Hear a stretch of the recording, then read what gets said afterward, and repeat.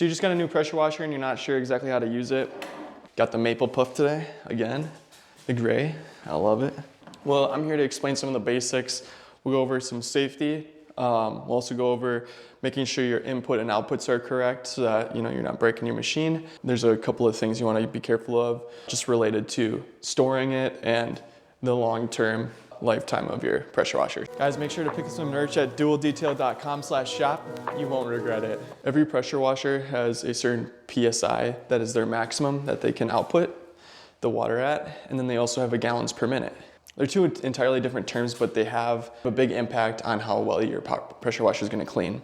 So the PSI is how much force the water is going to be output with, like at the maximum. So mine's rated at 1800, so that means I can get a maximum of 1800 PSI water coming out of there. Usually pressure washers come with 4 standard tips. Here I have 3 of them because the 4th one is on this. We've got the red, which is your 0 degree, and that means there's gonna be no spread of water. It's gonna be one concentrated stream of water coming out. Very small. It's gonna do a lot of damage. It's gonna clean very well, but you gotta keep in mind it's gonna be at that high PSI, so just something to be aware of.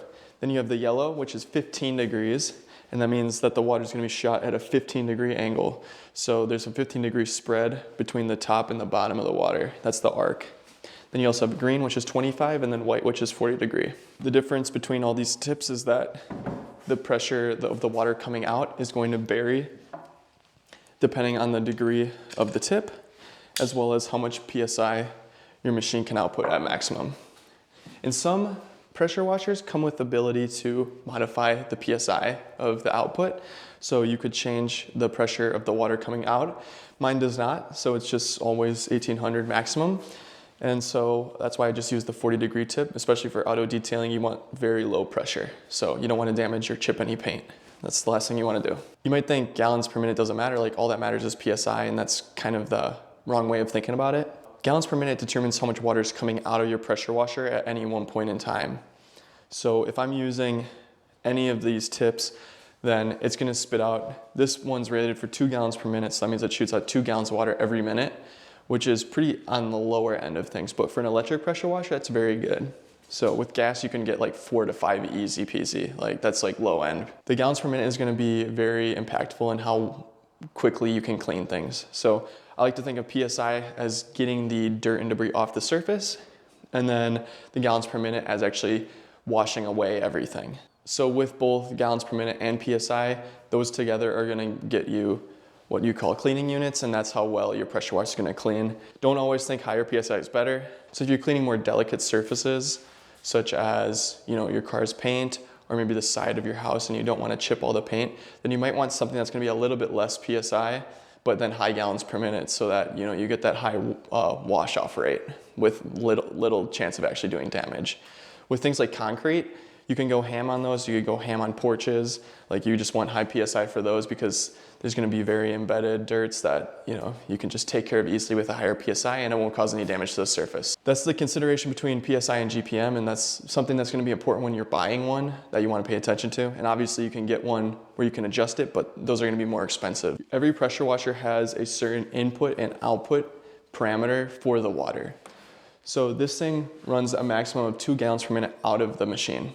So that means I need at least 2 gallons per minute coming into the machine from whatever my hose source is.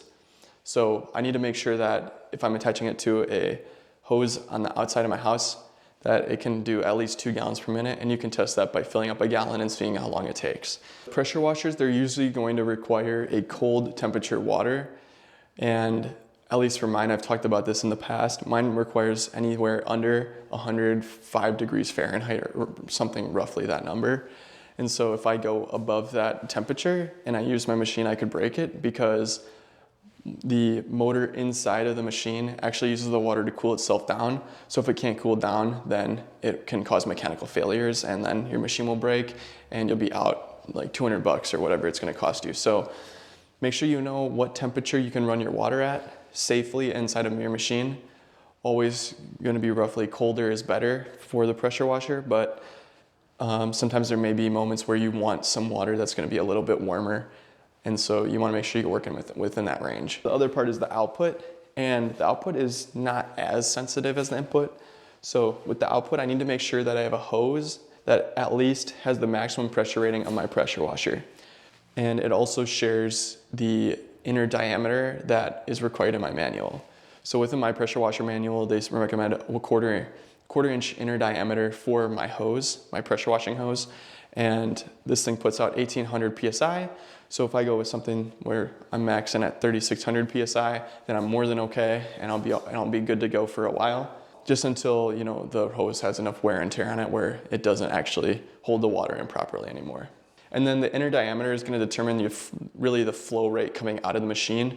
So if you have too fat of a diameter, it can actually cause problems because your water flow rate out of the machine is going to be too fast and the machine won't be able to keep up. Because the way the electric pressure washer works is it just pressurizes the water until it hits a certain point, and then it will shut off until you use it and it needs to pressurize again. The outer diameter doesn't matter too much. It's mostly that inner one that matters. The outer is just going to be really how fat your cord looks. So if you could find something that's 1/4 inch inner diameter, 1/2 inch outer diameter, or 1/4 inch inner diameter, 3/8 inch outer diameter, it won't matter too much. That's just going to really change the longevity and how long your hose lasts from getting abused by the concrete. The pressure washer can actually cause some serious damage if you don't use it properly, especially at those higher PSIs. Mine's 1800. I probably couldn't really hurt anybody with the 40 degree or with, you know, the 25 really, but I have used a 0 degree on a tomato and it kind of shredded it up. So that could be your skin right there, you know.